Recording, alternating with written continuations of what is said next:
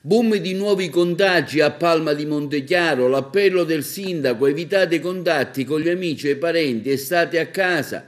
Nella città del Gattopardo si sono registrati 106 casi e una vittima negli ultimi 2 giorni. Il sindaco comunica ai cittadini: pranzate e cenate solo con i vostri conviventi. L'ASP ha comunicato al sindaco di Palma che tra ieri e oggi sono registrati anche un caso di decesso, oltre ai 106 positivi. Il sindaco della città palmese ha mandato un messaggio di cordoglio alla famiglia della nuova vittima e ancora una volta ha lanciato un appello. È ancora in vigore il divieto di feste nei luoghi al chiuso, all'aperto, il divieto assoluto di assembramenti di qualsiasi natura in ogni luogo.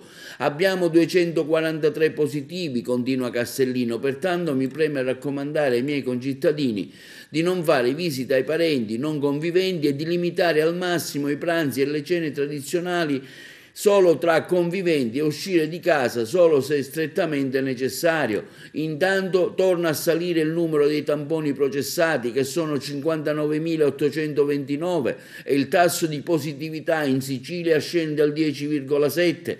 Sono 40 le vittime comunicate dalla regione, ma diverse risalgono ai giorni precedenti.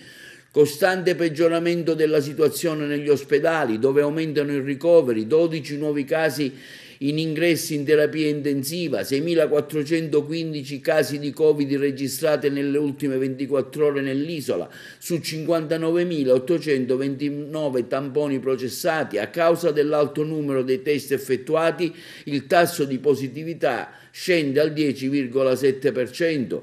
Gli attuali positivi invece nell'isola sono quasi 61.000, 60.922 per la precisione, in crescita di 5.542 unità.